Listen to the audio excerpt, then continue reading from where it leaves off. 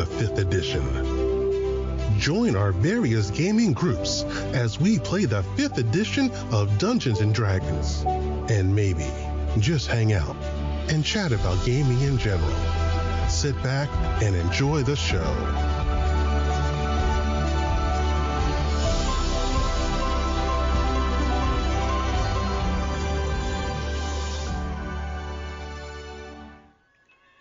Hi, this is Kelly, aka Trixie from Ragnarok and Roll, assigned to Ragnarok Story, and Tilda Wimblewick from D&D Journey of the 5th Edition.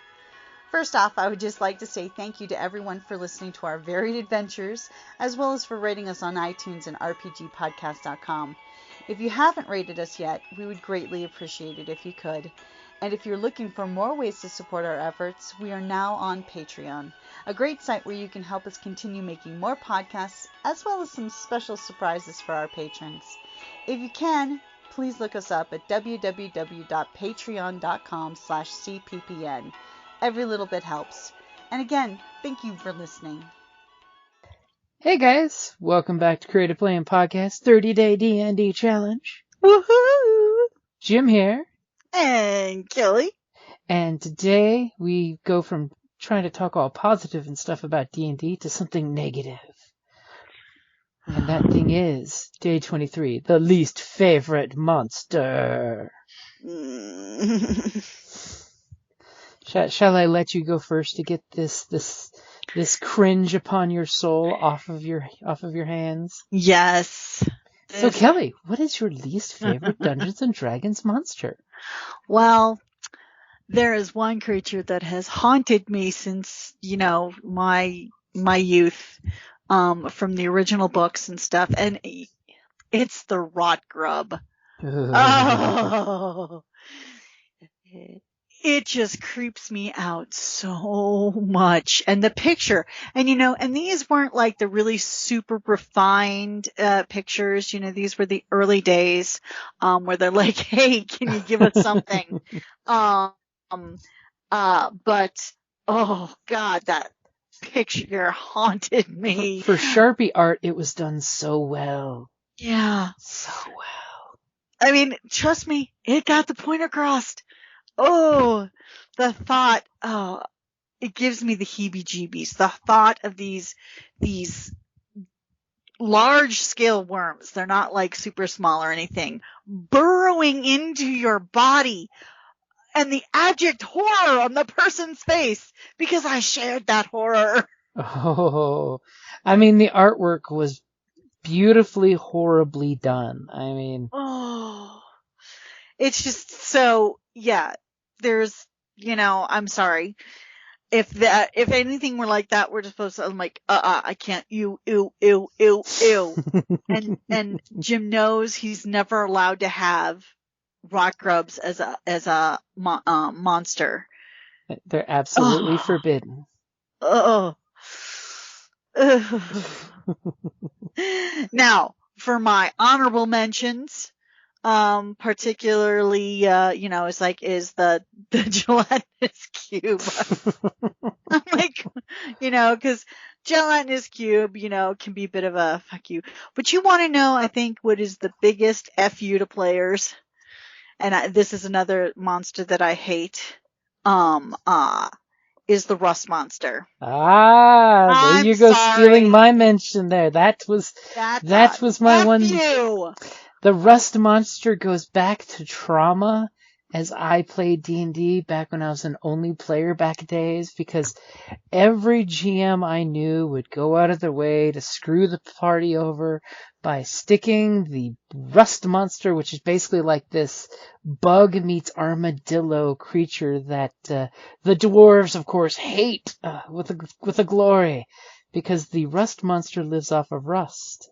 And of course, in every edition of D&D, the rust monster has this great ability that lets him destroy metal items. Every paladin fears the rust monster with their impenetrable armor class because of shield and armor. And this beast will come up and destroy armor. Yes, they rot ferrous metals, iron, steel, mithril. Yes, I mean, Just nasty. I'm sorry. That is a FU to characters.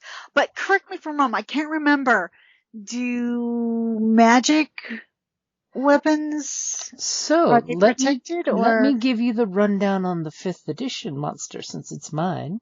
It's a medium-sized monstrosity, which, by the way, if you've ever watched Futurama, when they did the second D&D episode, they had a picture of a rust monster on the screen. It was cool. It was totally a mini reference only for players to get. But the rust monster, and this is the absolutely terrifying skill they have, the rust monster can pinpoint by scent the location of ferrous metal within 30 feet of it. So it will beeline over any adventures that go by when it sniffs with its beautiful butterfly-like antenna that there is metal in the area. Now, mind you, this is only a challenge half creature, so basically you'd send 2 of them after a first level party as a fair fight.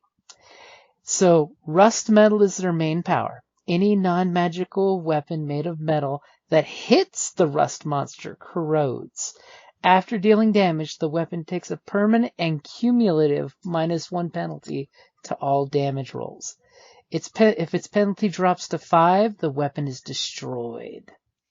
Non-magical ammunition made of metal hits the rust monster and is destroyed after dealing damage. So, of course, your GM can totally see how the arrowhead pierces it and then just corrodes and powders out of the wound. Yeah. And that's just its passive ability. So it's if you hit it, it rusts your gear. If the rust monster bites you, it does 1d8 damage plus 1. But its antenna, these beautiful giant moth-like antenna, if the rust monster corrodes a non-magical ferrous metal object, it can see within 5 feet of it. If the object isn't being worn or carried, the touch of the antenna destroys 1 cubic foot of it. A foot of metal instantly turns to ash rust. If the object is being worn or carried by a creature, the creature can make a DC 11 dex save to avoid the touch. So basically they get a dex save to leap out of the way. If the object touched is either metal armor or metal shield being worn or carried, it takes a permanent cumulative -1 to AC it offers. Armor reduced to AC of 10 or shield that drops to 0, which, by the way, shields usually only have 2 AC, so if it gets touched twice, the object touched it rusts as described in the rust metal trait. So if it rubs your shield twice, it crumbles into bits right in front of you. Yeah. This is a giant FU to players. Mm-hmm. However, I could totally see a druid raising these because he's wearing his leather armor and his bark armor, and he's like, yeah, baby, I got no metal here, and only bad people bring metal to my kingdom. Yeah, what's his buckle made of? What buckle? We have those leather lash with the wood buttons to hold our pants up. Toggles. Who are we kidding? We're talking a druid. He's running, swinging free in the forest. Yeah. But yep, that's my least favorite monster. Is both a GM, you feel, at least me, you feel bad using it because it's totally one of those, you're aiming for 1 or 2 players to take them out with this creature. Like the gelatinous cube, the slimes, the oozes. Those are my honorable mentions because you always feel bad using oozes because they're such a great monster to use. I'm just saying. Because you can totally drop an ooze in a dungeon that's got nobody in it and the creature will find a way. You know, great ooze will eat through the floor and cause a dungeon to literally start corroding. So you have these bad floors to cause adventurers to go from floor 1 to floor 2 because the floor gives out. And the fact that if they hit it, it divides into 2. I mean, I'm a huge fan of oozes because of the FU power of the ooze. But you got to be careful as a GM. You want to balance that, you know. And yes, if you're using, you know, unintelligent creatures in regards to like the rust monster or oozes, they're not going to go after just your party. If you have a rust monster and they kite the big bad into the rust monster's territory, it's going to go after the target with the most metal, in my opinion. And I've totally let my players pull that one off. when you whisper to the wizard, hey, you're a smart guy. You know the rust monster might go towards the biggest target of metal. And they totally say, hey, I remember that iron golem barring our path that was slower than us, so we escaped it. Wink, wink, nudge, nudge. And what happens when it's finished with that golem? Well, hopefully he's got 3,000 pounds of rust to eat and he's busy for the week. Yeah, so how quickly did that cubic foot of metal get Oh, well, it instantly dusted? gets destroyed, but how much do you think the poor creature can eat? Because it's just a monstrosity. It's not going to eat and run. I mean, honestly, as a GM, when it comes to least favorite monsters of players, make sure you got some logic. Like if a rust monster has plenty of food, is it really going to go after more food or is it going to stop and eat? I have totally let my players escape because it's like after I've ashed a full suit of armor and a couple weapons into rust, am I totally going to chase you or is it going to stop to eat? It's a simple creature. Let me give you the idea. Its intel is 2. Not the bonus is 2. It's 2. So its intel is -4. It's going to be a very, very primitive creature that thinks with its guts. And that's one of the things that I always like to remind GMs is how are you playing your creatures? Because you should not, unless it's like a tactical wolf pack, there shouldn't be much tactics. It should be your bear that charges, threatens, and then if given a retreat, will gladly take it. I see rust monsters as basically being these rusty scavengers, like giant cucarachas, They get their fill, and then the problem is they enjoy eating while you go running off crying about your armor. Well, they are on my top 5 list of no.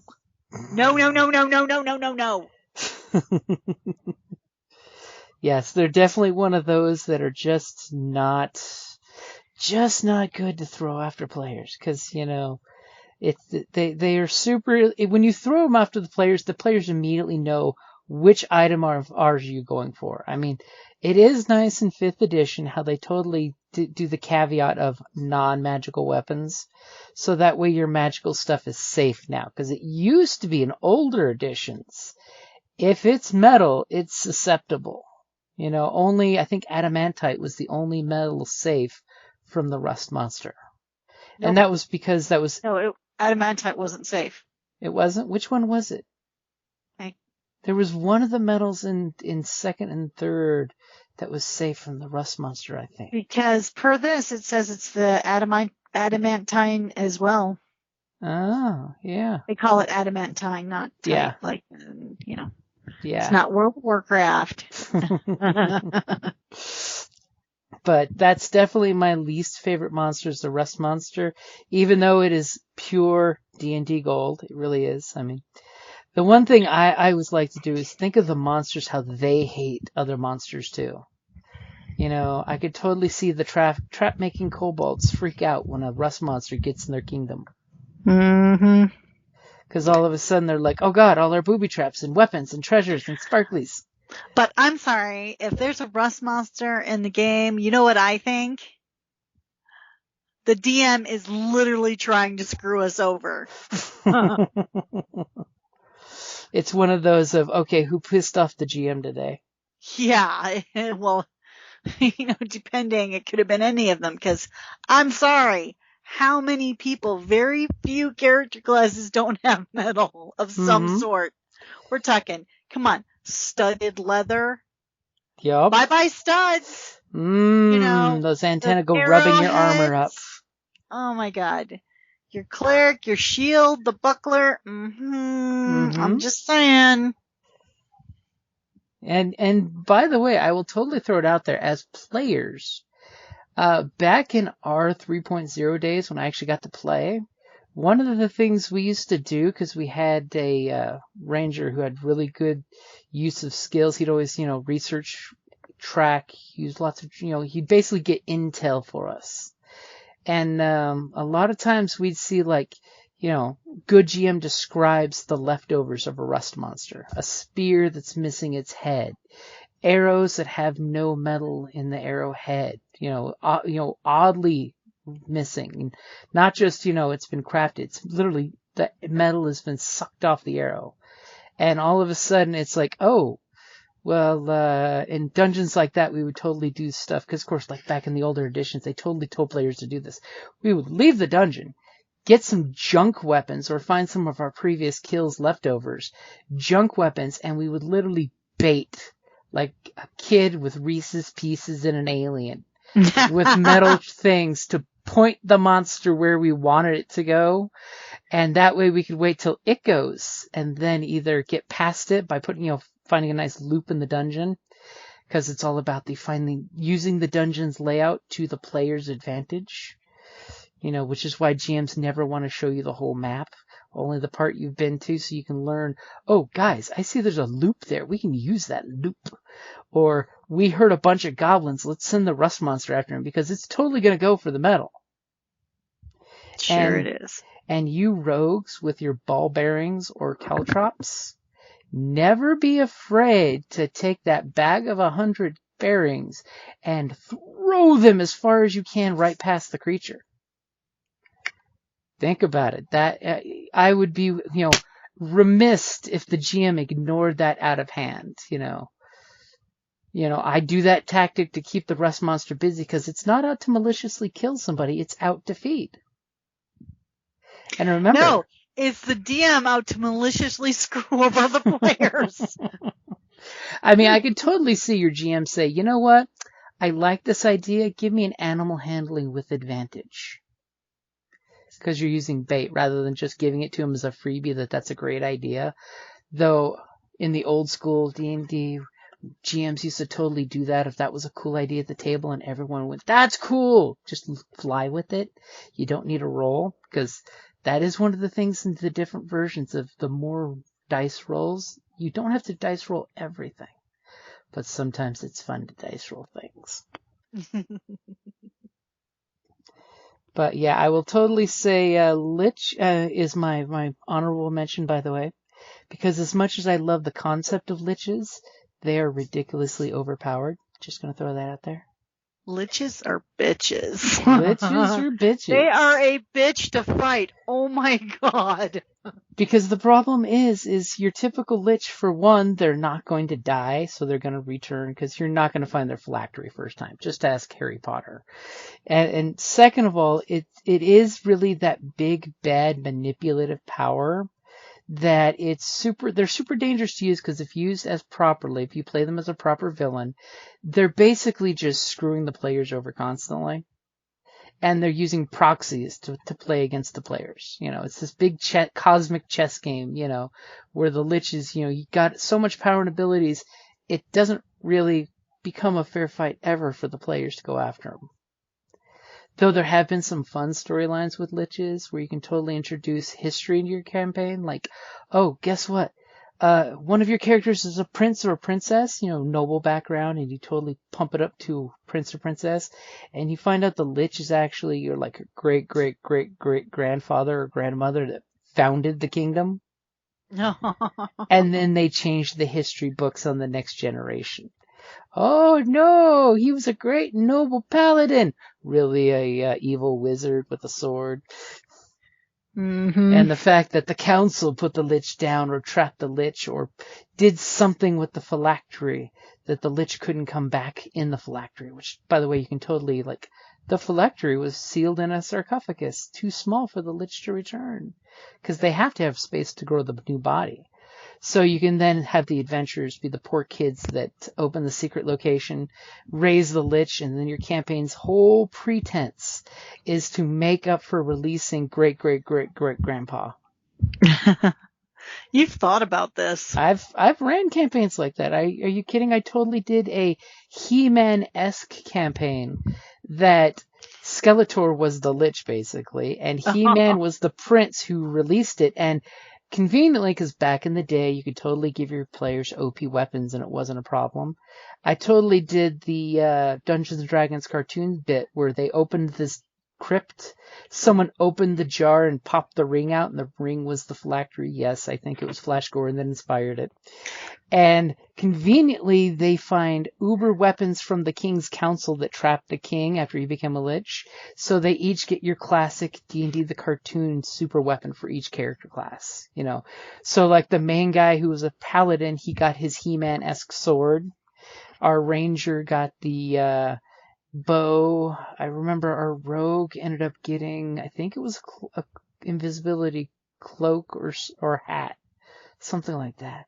So that way they each had a uber powerful item, and the pretense was the lich was slowly building power as the players are now having to become adventurers because we let the big bad evil out. Yeah, better fix that. Yeah. And of course, my players were smart. They totally played it off with the king and queen that they were going on goodwill missions. Was their pretense for going off adventuring to find things and find secrets and find knowledge. But it's really just to fix their cock up. Yep. And the lich was, of course, totally proud of his descendant because look what my kids did. I mean, literally he was a warlord that learned magic and then went from magic to, oh God, I'm going to die. I need to become a lich to protect my kingdom. So unfortunately, he hyper fixated on the kingdom and put power before people.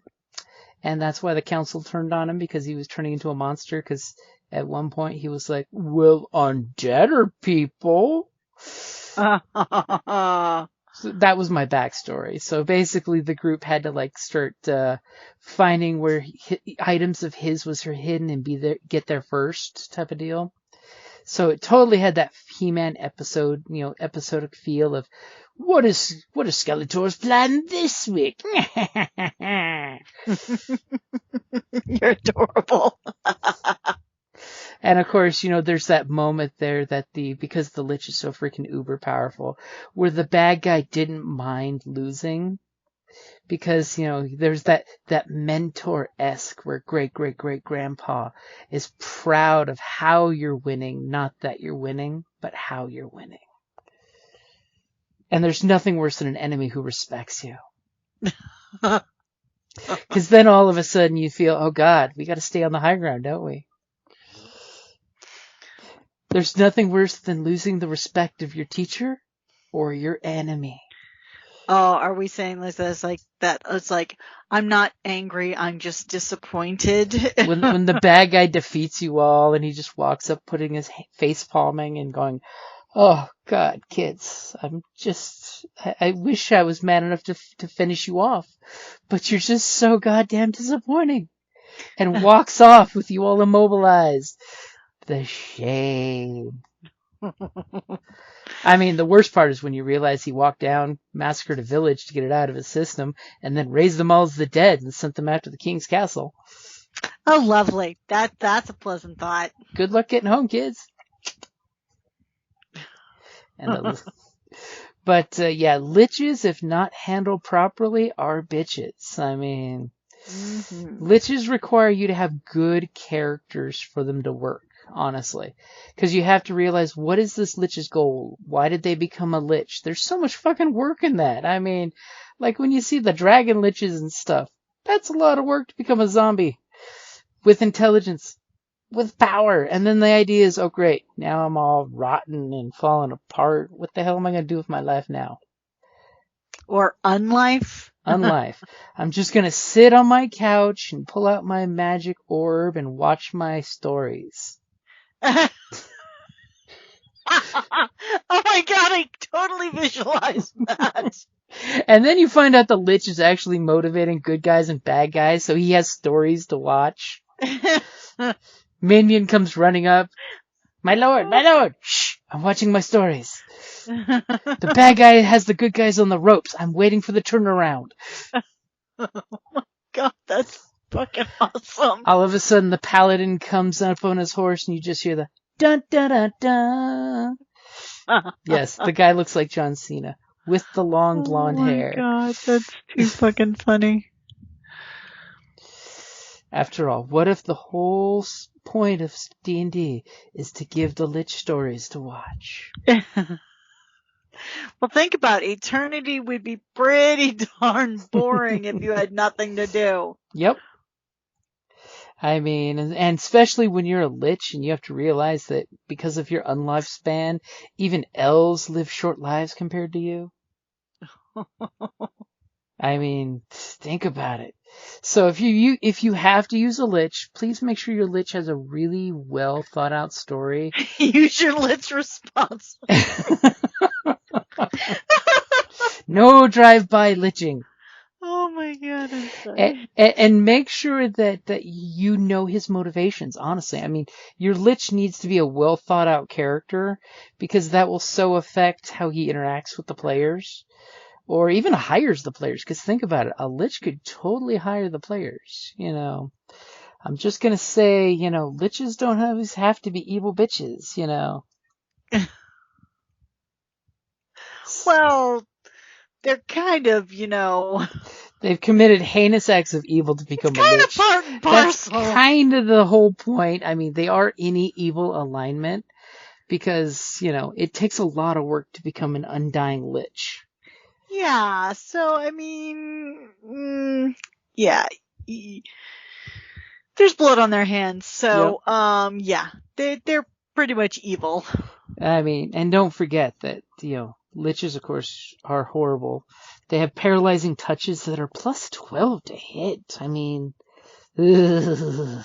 They steal levels. Well, in the new version, they don't really do the level stealing thing anymore. Thank goodness. Only certain They're races bad enough do that. as it is. Which, by the way, we're totally referring back to the older editions when undead would do stuff to you. They would drain attributes, and when your attributes hit 0, you died. Or the worst one is when they sucked levels. Yeah, the level was like, you mean I've been busting my hump and doing all of these adventures, and I finally get to a certain level, and you just took 3 of them away? Yep. That's an F-you right there. And this also goes back to the olden days when you died, you lost experience. Remember when you were resurrected, you come back as a level lower than when you died? Yeah, most people just made a new character. That was the penalty. Because if you could afford to find someone to bring you back to life, you lost life experience in the passing to the other realm. Now when the lich just touches you, let's see here, hits does 3d6 cold damage, and the target must succeed on a DC 18 con saving throw or be paralyzed for 1 minute. 1 minute. You know what it'd be like if the lich teleports behind your caster at the back of the group and just touches the caster or the cleric and shuts him down for up to a minute? Mommy's touching me. Hey, Mommy's touching me. I do not consent. And then, of course, liches have lair actions, which they have 3 lair actions, which is they cast cantrip. They have paralyzing touch, which counts as 2 actions. So basically, at the end of their turn, they can take extra actions. Frightening gaze, they fix their gaze on one creature within 10 feet. The target must succeed on a DC save wisdom throw against magic or become frightened for 1 minute. Okay, that'd be funny to frighten the cleric, I'm just saying. And then the dangerous one. Disrupt life. It would burn all of their legendary action points. Each non-dead creature within 20 feet of the lich must make a con 18 save against magic. Fail takes 66 necrotic damage. A save is half as much. Ouch. So area effect 3d6 on a successful save to everyone within 20 feet. And of course, it's totally angled to not hurt its undead minions. Because remember, liches totally have the animate dead spell. However, it can totally be fun if you have a dick lich that follows your group and animates their murder victims to use as weapons against them at the end big bad evil fight. I'm just going to throw that one out there. Because you can totally, as a GM, give flavor text to the undead that's attacking your player when they realize under the rotten face that that's Timmy, the cabbage vendor that they murdered for no good reason. Yeah, well, maybe that'll stop you from murdering, innocent bystanders. This is true. Oof, they also have the disintegrating globe of invulnerability. And a worse, finger of death. And of course, that just sounds so wrong. Honestly, if your GM is ever playing a Lich, as he probably should, with an Intel 20, genius level crafty intelness, you're never going to catch this guy. He's got plane shift. As soon as you fuck with him, he teleports away to another dimension to go hide and recover. Just gonna throw that one out there. Your Lich should live more than Skeletor and He-Man. The old one, not the new one. What's worse, he'd probably look more like the one from the Dolph Lundgren movie. Oh my god. Yeah. He was a great actor. I mean, great voice for Skeletor. But I think we talked about our least favorite things a whole bunch, almost like we like them in a secret way. No, there is no liking. No liking. Okay, of them. I've totally been trying to distract you from what you said at the beginning, because, I need to make sure you don't have nightmares tonight. Yeah, well, now I'm thinking about. Oh. The finger of death? No. I'm trying to distract you, sorry. Cruel man. So I think we are definitely good at wrapping up there for D&D 30-Day Challenge, our least favorite monster. Now the question is, what are you guys' least favorite monster? Because honestly, everybody's got like a different one that's the least favorite. And I have characters who have a specific monster that they don't like. Oh, as a character development, that is an amazing thing. I mean, I know there's the trope of orcs killed my parents. You know what? I still love that as a background, because in real life, people's parents are killed by things, and there's a motivation right there that, and if a player comes up with a backstory like that, as a GM, it is your responsibility to make sure that is incorporated either for good or for evil. Or like, for example, I had a mage. This is early on. Her name was Lixel.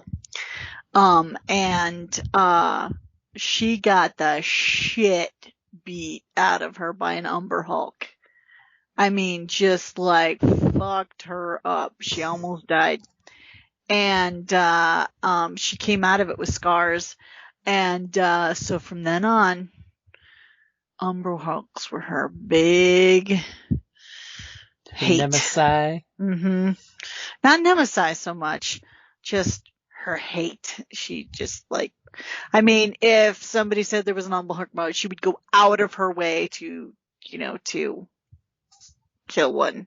And that's totally great story material, because then your GM has an automatic trick hook to pull somebody into something. Mm-hmm. I have dwarven miners in a mithril mine who are dealing with Umbral Hulk invasion. They need help. Boom, your group has to go to the dwarves. Guess what? There's a mudslide in the path, so they have to take a detour, which takes them right into the adventure that you were wanting them to do from the get-go. Bam! Hope those Umber Hulks are still there when you finish the real adventure. So that is a great place to wrap it up there, thinking about future adventure and how to hook your players. Alrighty, guys. Thank you for listening, and I hope you had a great weekend, and I hope you got some gaming in, because that's the important part of the weekend. So much gaming. Woo. Alright, bye, guys. Thank you for listening to D&D Journey of the 5th Edition, a member of the Creative Play and Podcast Network. Please follow us on Patreon at patreon.com/CPPN to never miss a show or stream.